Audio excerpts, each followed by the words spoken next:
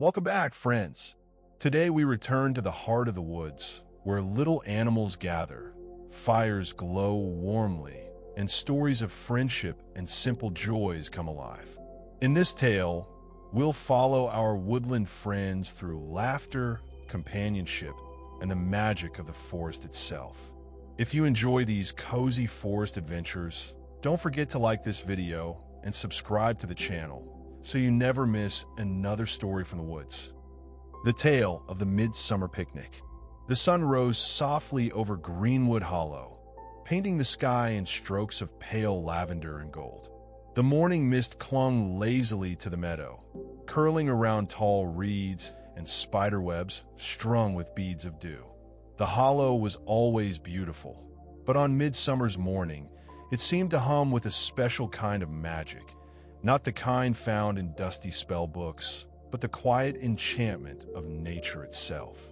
Mrs. Thistle, the hedgehog matron, was the first to stir. Her little burrow beneath the roots of the great oak smelled of warm bread and wildflower honey. She bustled about her kitchen, humming to herself as she baked tray after tray of tiny honey cakes. "Can't have a picnic without honey cakes," she muttered, echoing the words that Mr. Brambletoe, the badger, always said. Out in the hedgerows, Pipkin the field mouse polished a set of brass spoons until they shone like miniature suns. He took great pride in setting the picnic table each year, arranging napkins and cutlery just so, for he believed a meal always tasted better when presented beautifully. His sister, Petal, skipped about the meadow, gathering wild daisies to weave into garlands. Not far away, Bramble the squirrel leapt from branch to branch, carrying bundles of herbs in his nimble paws. He was in charge of seasoning the berry tarts, and though he had a tendency to nibble more than he contributed, everyone forgave him. His enthusiasm was infectious, and he never failed to make the others laugh with his silly acrobatics. By mid-morning, Greenwood Hollow was alive with preparation.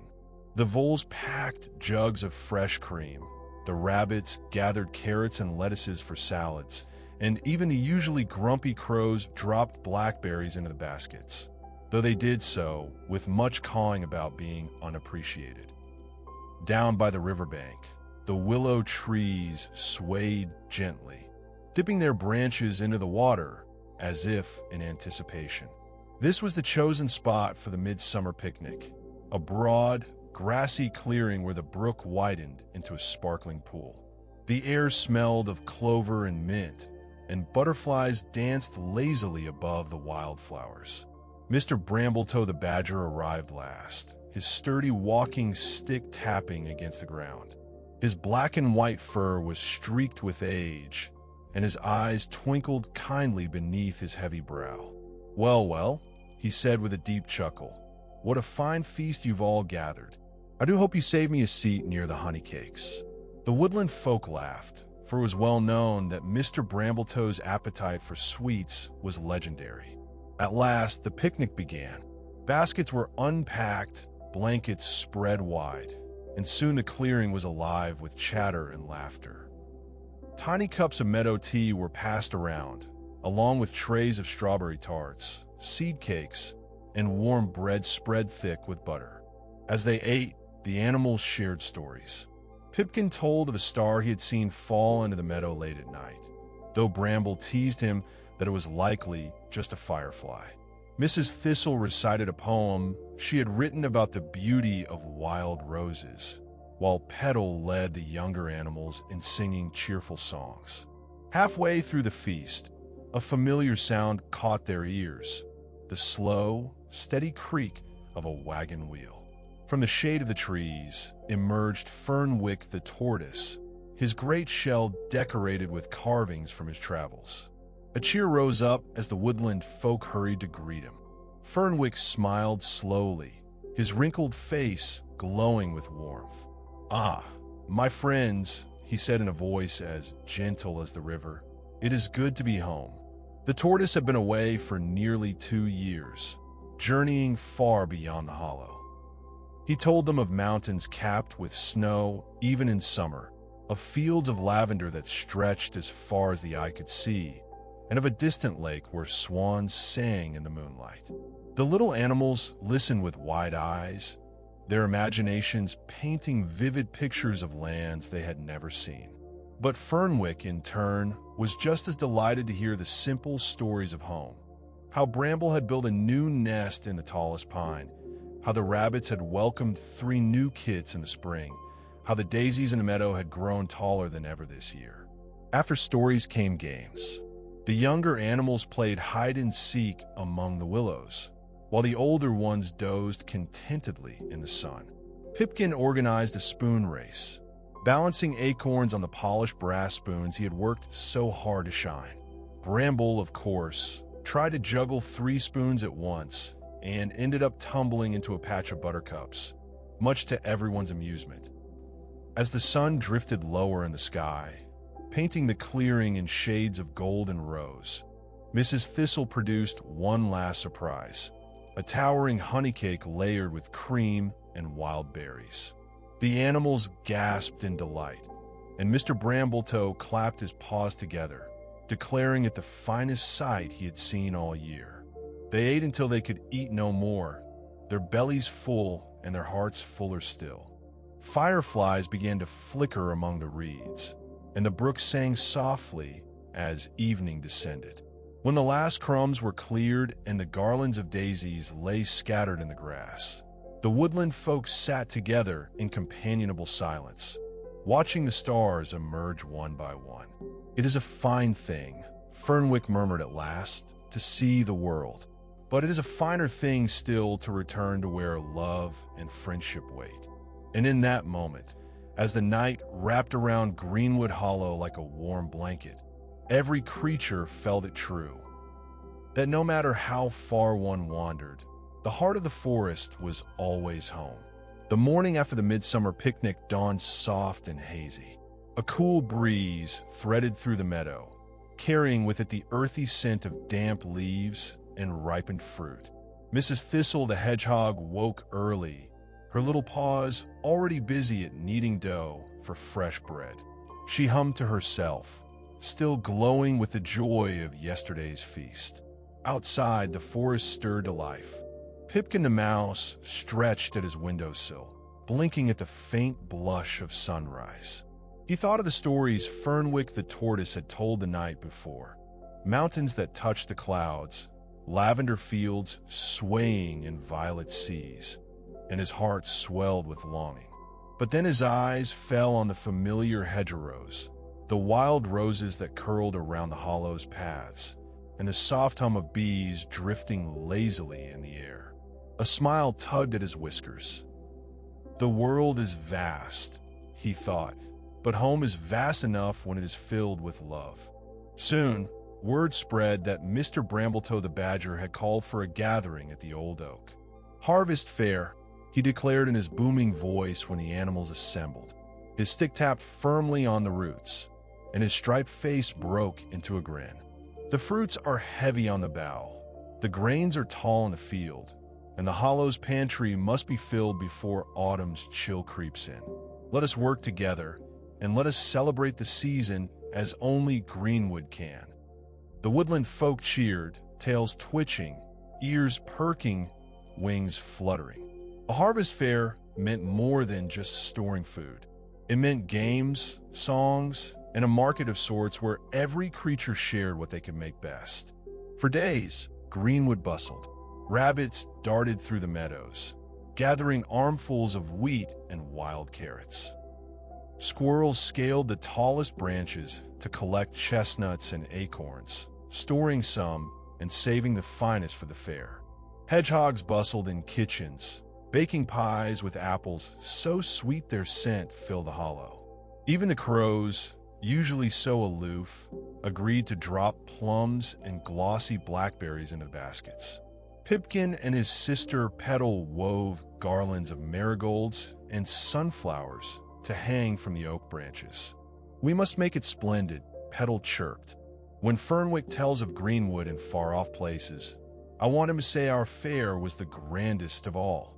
The tortoise, slow but steady, carved little keepsakes from wood, tiny owls, foxes, and hedgehogs, polished until they gleamed. A fair should leave memories one can hold, he said with a wise smile. When the day of the harvest fair arrived, the meadow transformed into a wonder. Lanterns of gourd and pumpkin hung from branches, their soft glow flickering even in the daylight. Tables were spread with food. Plum puddings, acorn scones, apple cider bubbling in wooden jugs. Music rose as the crickets tuned their fiddles and the frogs tapped out rhythms on hollow logs. There were games, too. A sack race between the young rabbits had everyone laughing as ears and tails tangled in good-natured chaos. Pipkin organized another spoon race, this time with chestnuts, and Bramble the squirrel attempted, unsuccessfully, to juggle them. Even stern Mrs. Brambletoe, the badger's wife, chuckled at his antics. The highlight, however, was the harvest dance. As twilight deepened, fireflies drifted above like stars come down to play. The woodland folk joined paws, claws, and wings, circling beneath the great oak. Fernwick swayed slowly with Mrs. Thistle, while Bramble leapt and spun, pulling Petal into a dizzy whirl of laughter. The air was filled with music, warmth, and the glow of friendship. When the dancing slowed, Mr. Brambletoe stood tall on the oak's roots, his voice rumbling with pride. "We are blessed," he said, "not only by the richness of the land, but by the richness of our company. Let the hollow never forget that plenty is best when shared." The animals cheered, lifting cups of cider to the stars. Later, when the fair quieted, Pipkin slipped away to the meadow's edge. He looked up at the great sweep of the night sky, where constellations blinked faintly. He thought again of Fernwick's tales of distant lands. Yet as the fireflies flickered around him and the sounds of laughter drifted through the warm night air, he realized he would not trade the hollow for anywhere else in the world. And so the harvest fair ended, leaving behind baskets filled to bursting, pawfuls of memories, and hearts knit closer together. The seasons would soon turn, the leaves would fall, and frost would lace the windows of burrows and nests. But for now, Greenwood Hollow glowed, alive with the joy of a harvest well gathered, and the promise of many more gatherings to come. The days after the harvest fair slipped into a gentle rhythm. The hollow seemed to hum with a satisfied calm, as though the forest itself was pleased with the hard work and laughter of its little inhabitants. Grain was stored, apples were stacked in baskets, jars of jam gleamed ruby and gold in pantries. Yet no sooner had the fair ended than Mrs. Brambletoe, ever the planner, declared another gathering. "The nights are growing longer," she announced one morning at the old oak, her paws folded neatly over her apron. "And though summer still clings to the edges of the fields, autumn whispers at the hedgerows.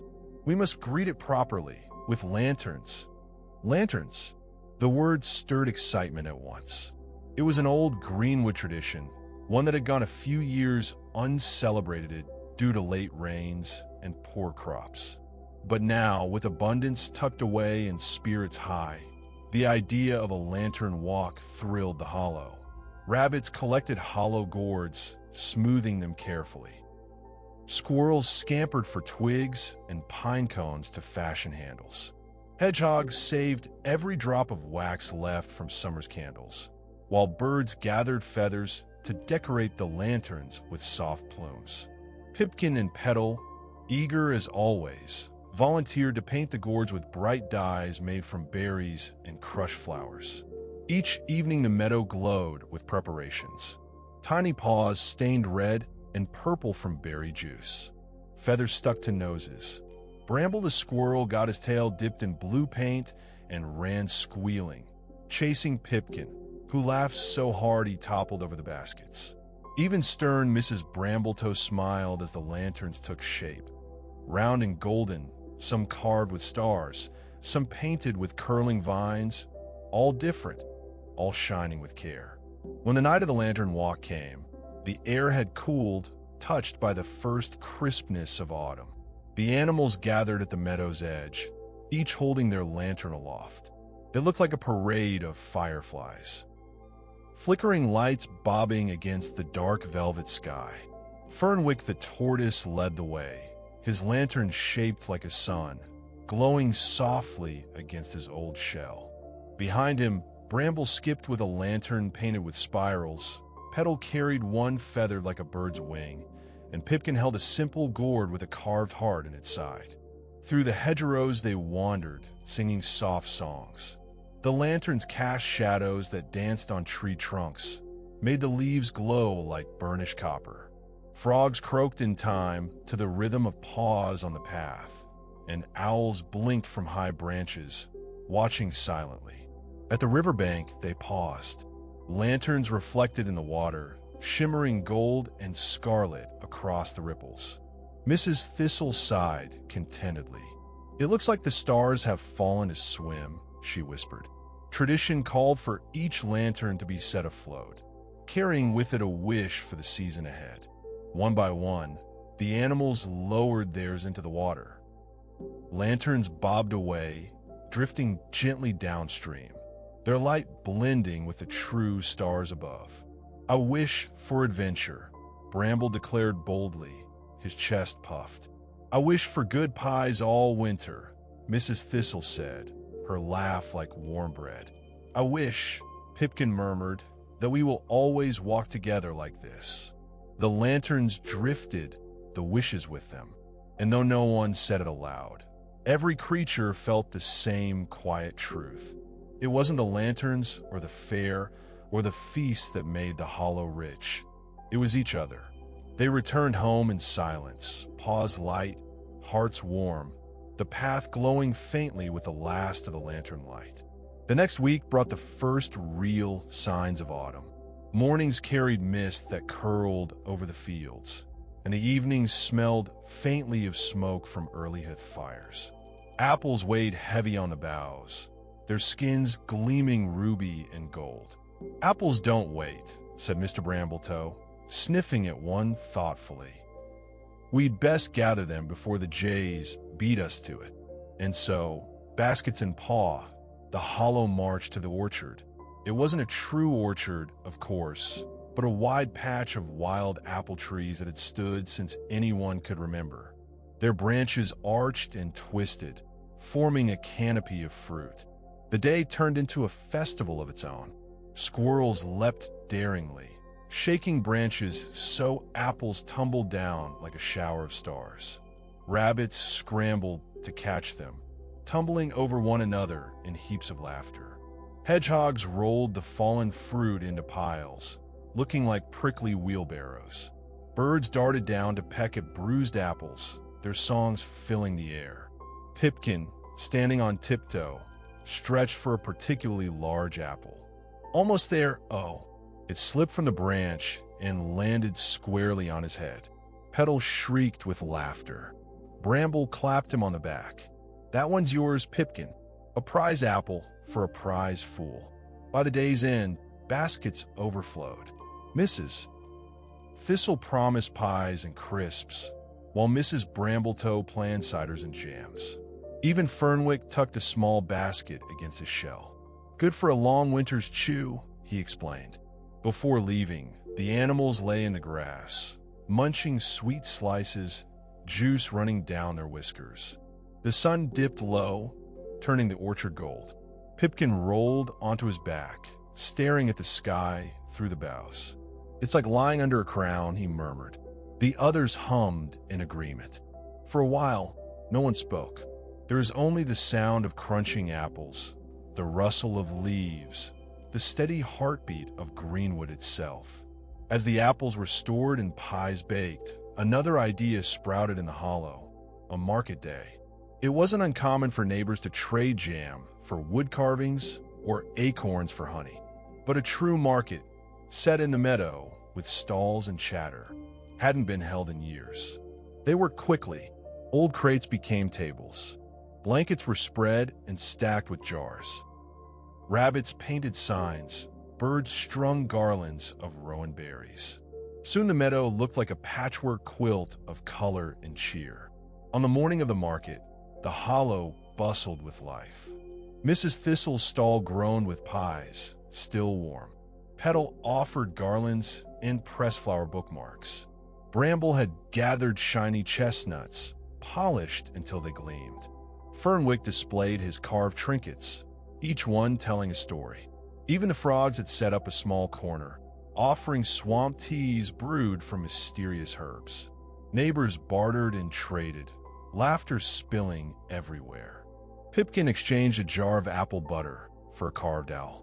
Mrs. Brambletoe swapped a basket of carrots for a necklace of polished acorns. By midday, music filled the air once more, fiddles and drums echoing across the meadow.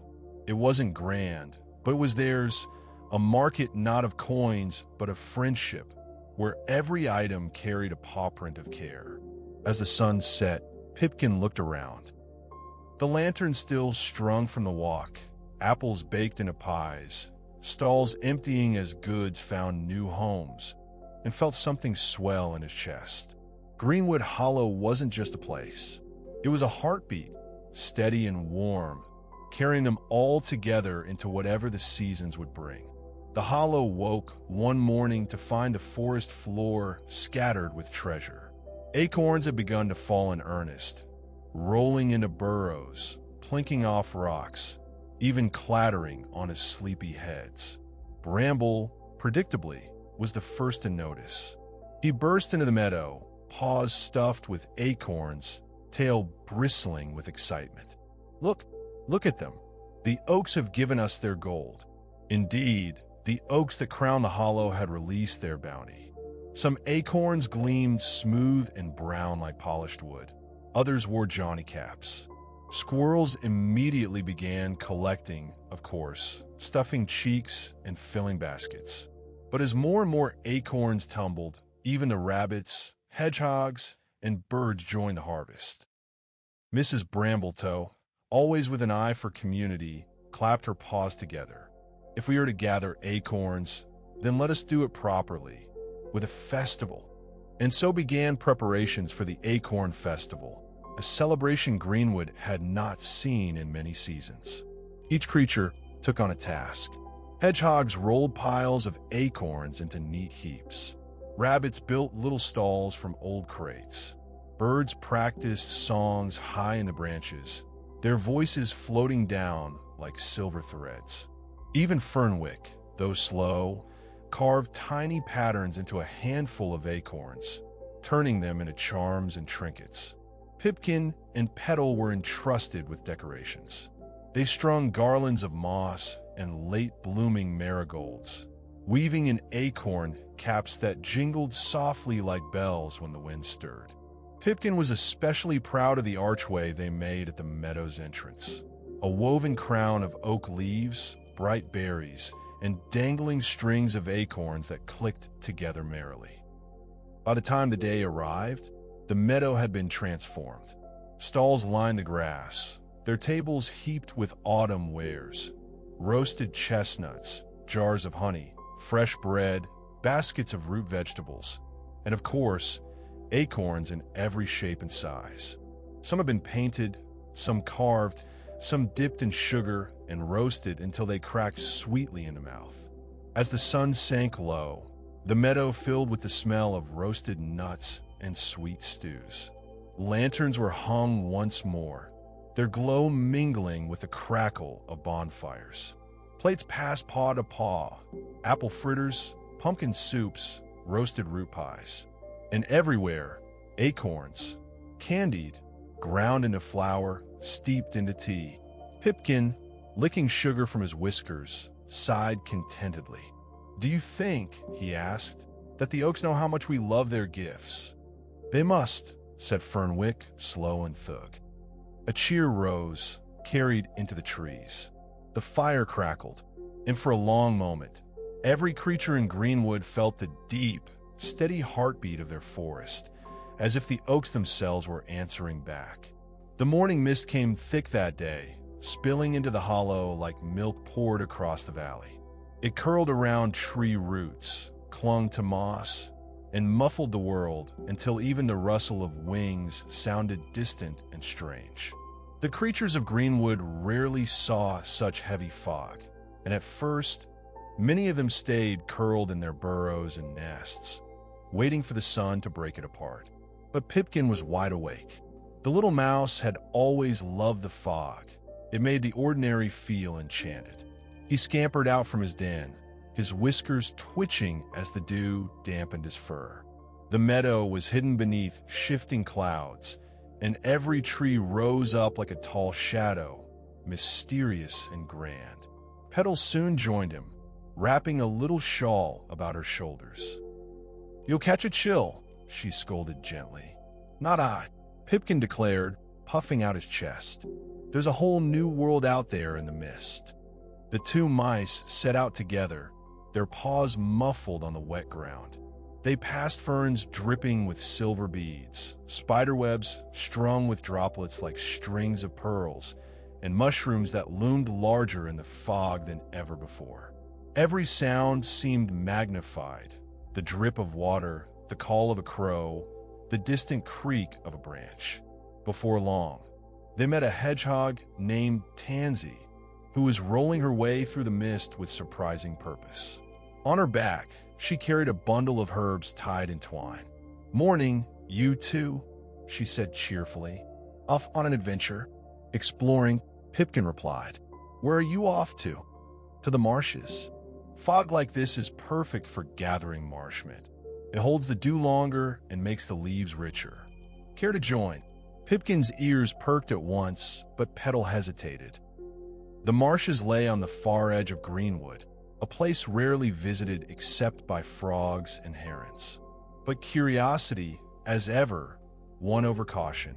Together, the trio made their way through the mist, guided by the faint sound of trickling water. The forest seemed endless in the fog, and more than once they lost the path, circling around until Petal insisted they pause and listen. At last, the ground grew soft, and reeds rose tall before them. The marsh lay like a dream, silvered by mist and dotted with lily pads that floated on still pools. Frogs croaked somewhere out of sight, and dragonflies, ghostly in the pale light, hovered above the water. Tansy showed them where the marsh mint grew, clusters of small, fragrant leaves that clung to the banks. They gathered carefully, filling a basket that soon smelled sharp and sweet. Pipkin discovered another treasure too: clusters of tiny, round berries no larger than raindrops, glistening in the mist. "Dewberries," Tansy explained. "Very rare. They grow only on days like this, when the fog lingers. Eat them fresh, and they taste of the morning itself." They each tried one, and indeed, it was as if they were eating the fog, cool, crisp, and fleeting. Pipkin thought he had never tasted anything so wonderful. By the time they returned to the hollow, the sun had risen higher, and the mist was beginning to break apart. Beams of light pierced the fog, turning it into rivers of gold. Creatures emerged from their homes at last, blinking in the brightness. Pipkin and Petal carried their finds proudly, sharing the marsh mint and dewberries with their friends. That evening, as lanterns were lit and dinner was shared, the memory of the mist clung to them all. They spoke of how the world felt enchanted when hidden in white, and how the forest seemed to hold its breath. Pipkin declared it was proof that even the quietest mornings held magic waiting to be found. And when he curled into his nest that night, the taste of dewberries still cool on his tongue, he dreamed of silver marshes, endless and strange, where every step carried him deeper into wonder. Every autumn, when the leaves blazed gold and the air grew crisp, Greenwood Hollow held its grand market. Word spread through burrows, nests, and dens for weeks in advance. The squirrels brought nuts polished and sorted into neat bundles. The rabbits came with baskets of late carrots and sweet apples. The birds wove ribbons of grass and thread into trinkets. Even the hedgehogs and badgers contributed, pressing cider and baking loaves of nut bread. Pipkin was nearly beside himself with excitement. He loved nothing more than the bustle of the market. The colors, the smells, the chatter of friends haggling good-naturedly. Petal, as always, prepared more carefully, tying a neat bow in her shawl and packing her basket with carefully dried lavender and rose hips. When the day came, the hollow's meadow was transformed. Stalls made from planks, leaves, and cloth stood in tidy rows, each brightened with garlands of ivy or strings of acorns. Lanterns hung from poles swayed gently in the breeze, already prepared for the evening. The crowd gathered quickly. Pipkin darted between stalls, his eyes round as saucers. He bartered a handful of polished conkers for a slice of honeycomb, and then promptly traded that for a carved wooden whistle from a crow. Petal, meanwhile, found herself enchanted by a small book of pressed flowers offered by Vole, each page delicate as lace. As the market bustled, musicians struck up a tune, frogs with tiny drums, mice with fiddles, birds trilling along. The air was full of laughter, and the smell of roasting chestnuts wafted everywhere. But not everything went smoothly. Near midday, a sudden squabble broke out near the cider stall. A group of young squirrels were arguing over who had the rights to the last barrel, voices rising sharply. Pipkin, who had squeezed himself into the crowd, saw the barrel wobbling dangerously. Before disaster struck, Petal pushed her way forward, lifting her tiny paws. "Stop this nonsense," she squeaked in a voice so firm it cut through the quarrel.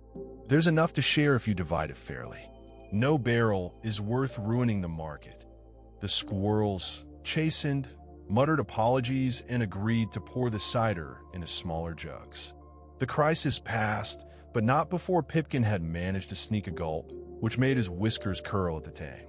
By dusk, lanterns glowed warmly, and the market turned into a feast. Tables were pushed together, food was shared freely, and stories rang across the meadow.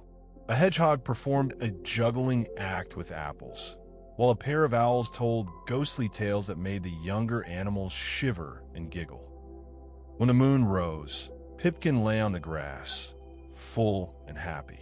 Petals sat beside him, her pressed flower book clutched to her chest. "It's days like these," Pipkin said dreamily, "that make the hollow feel like the center of the world." And Petal, gazing at the glowing lanterns swaying in the crisp night air, could only agree. The storm rolled in without warning, a wall of dark clouds cresting over Greenwood. One moment the air was calm, and the next, the wind howled through the trees, bending branches low. Birds darted for shelter, and creatures hurried to their burrows. Pipkin and Petal were caught halfway across the meadow, the first drops already pelting their fur. "Quick!" cried Petal. "We must get to shelter." They dashed toward the old oak at the meadow's edge, its hollow trunk large enough to house them. Thunder cracked as they stumbled inside, the rain hammering down in sheets. Within moments, the world outside was a blur of water. Inside the oak, they weren't alone. A small family of field mice huddled together, trembling at each clap of thunder. Pipkin tried to put on a brave face, telling silly stories about giant frogs dancing on the clouds to make the little ones laugh. Petal wrapped them in her shawl, her calm voice soothing their fears. But the storm was fierce, and soon the hollow began to flood. Water pooled at their feet, and the younger mice squeaked in panic. "We can't stay here," Petal said firmly. "We'll drown if we do." Pipkin swallowed hard, his courage wavering, but he nodded. Together, they led the group out into the storm. Lightning split the sky, showing the meadow awash with water. The only hope was the rise of Willow Hill, a small mound where the ground lay higher. The journey was terrifying. Wind whipped their cloaks, rain blinded their eyes, and the ground was slick beneath their paws. Twice Pipkin nearly slipped, but each time Petal caught him. At last, they staggered onto Willow Hill, soaked to the skin but safe.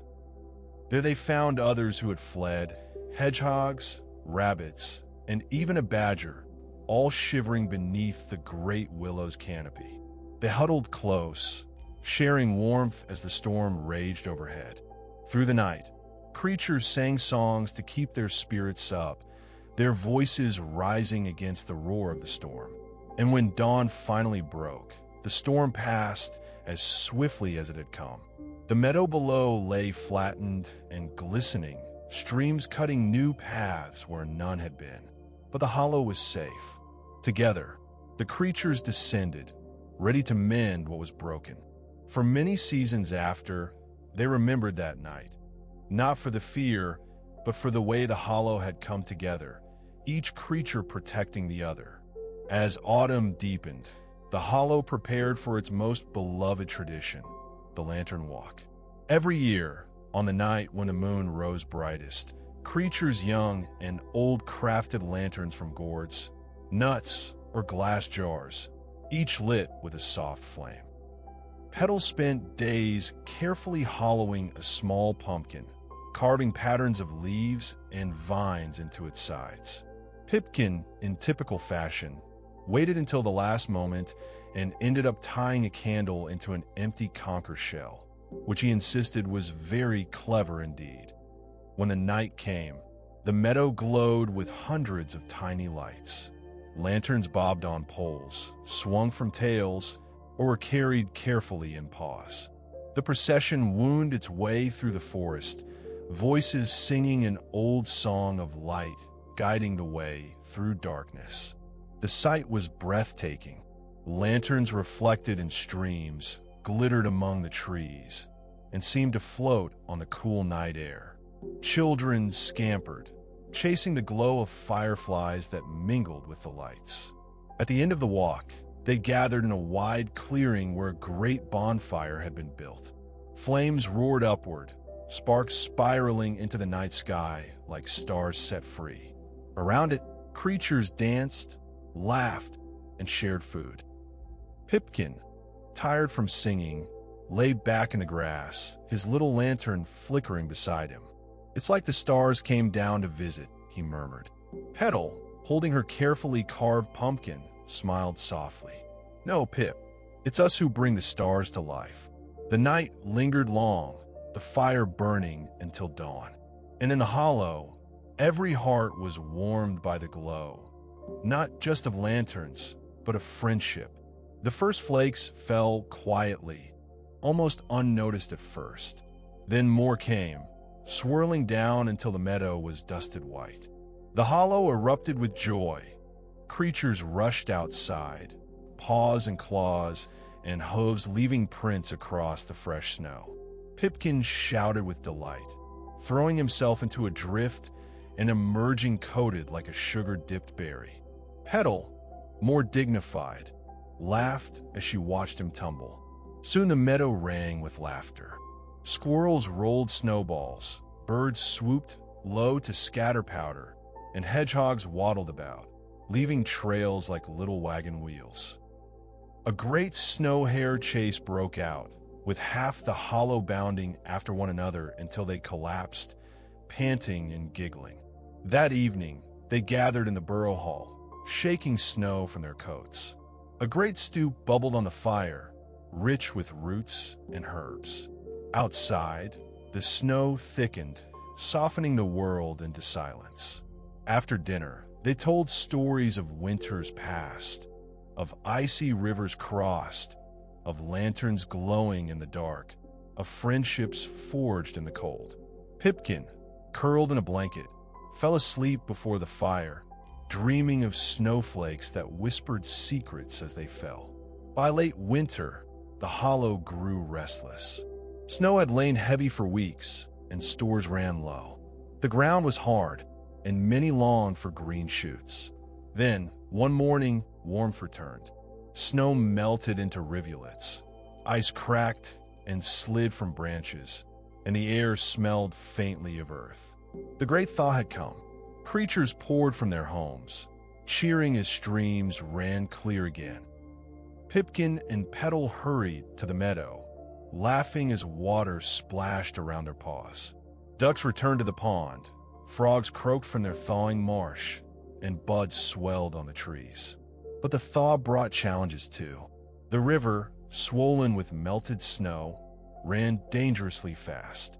A young rabbit slipped trying to drink, and only Petal's quick paws pulled him back. The hollow banded together to build small barriers, guiding the water safely. When the danger passed, they celebrated with a feast of early greens. Though the air was still chill, the promise of spring shone in every heart. Pipkin raised a cup of thaw water high. "To Greenwood," he cried, "may we weather every season together." The cheer that rose shook the hollow like thunder, but warm, friendly, and full of hope. The hollow had endured many winters, but none seemed quite as long as this one. Snow had lain heavy for months, pressing the meadow flat beneath its weight, sealing streams under sheets of ice. Every morning, the air held a still, muffled hush, broken only by the crunch of paws through snow or the distant call of an owl. For Pipkin, winter was both delight and frustration.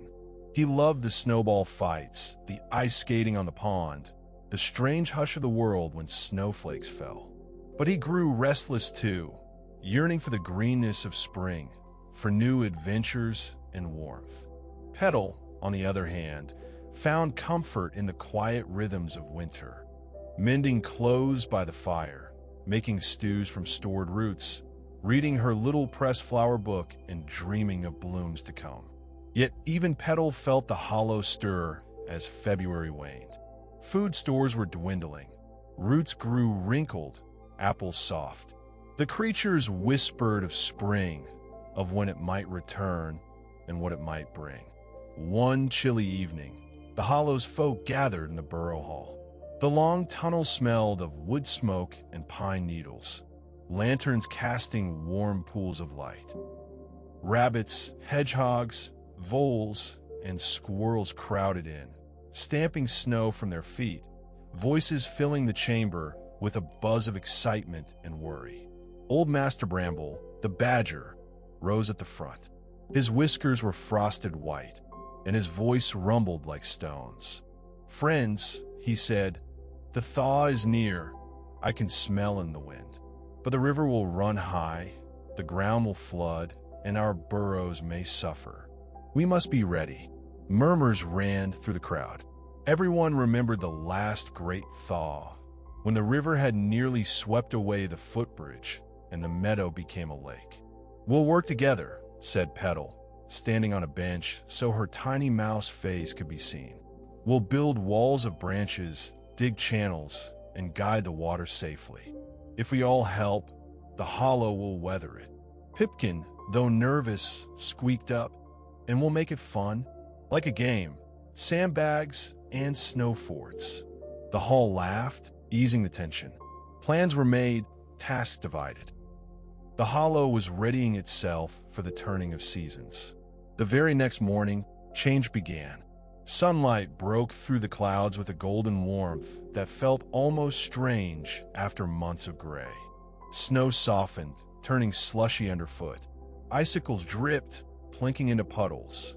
Pipkin and Petal walked together, marveling. The brook that had been silent for so long began to murmur again, water bubbling beneath ice. Buds swelled on the tips of branches, so small you had to squint to see them. "It's happening," whispered Petal, but with thaw came danger. By midday, streams swelled into rushing currents. The great river roared, its banks groaning as chunks of ice tore past. The little footbridge shook on its ropes, water licking its edges. The hollow's creatures worked quickly. Rabbits dug channels with their paws, guiding meltwater away from dens. Hedgehogs rolled logs into place, while voles stacked stones. Even Pipkin, who sometimes grew distracted, worked hard, carrying twigs and weaving them into barriers. It was exhausting, muddy work, but laughter bubbled through the labor. Songs were sung, Jokes shouted across the meadow. Together, the hollow bent its strength to nature's test. On the third day of thaw, the river struck hardest. Rain fell, adding to the melt, and the current swelled to a furious torrent. Water spilled across the meadow, sweeping away fences and flooding paths. Pipkin, out near the riverbank, froze when he saw a young rabbit kit slip on the mud and tumble toward the rushing water. Without thinking, he dashed forward, paws skidding. He managed to grab the kit's paw just as the river snatched at her. For a terrifying moment, Pipkin himself nearly slid in, but strong hands, master brambles, hauled them both back. Foolish bravery, the old badger growled, but there was pride in his eyes. The hollow worked through the storm, wet to the bone, paws raw from digging. By nightfall, the worst had passed. Barriers held, the burrows were safe. The creatures slumped, exhausted but victorious. That night, they feasted on the last of the winter stores. It was meager fare, stew of roots and cabbage, hard crust of bread, but shared together, it felt like a feast. When the sun rose the next morning, the world had changed. Snow was gone from the meadow, leaving behind tender shoots of green. The air smelled of earth and wet bark, of beginnings. Birds sang loudly, as if to announce it. The hollow decided to celebrate. A festival was declared, the Festival of Thaw, to honor their survival and welcome spring. Preparations began at once. Pipkin was giddy with excitement. He helped string garlands of ivy and hang lanterns along the meadow's edge. Petal gathered snowdrops and crocuses, arranging them in little pots to brighten the tables. Hedgehogs brewed fresh cider from stored apples, while squirrels roasted nuts over open fires. When evening came, the meadow glowed. Lanterns swayed in the breeze, fires crackled, music rose. Creatures danced, paws thudding on soft earth, voices lifted in song. Children chased one another, laughing, while elders nodded, warmed by the sight of joy. Pipkin, cheek stuffed with roasted chestnuts, tugged Petal's paw.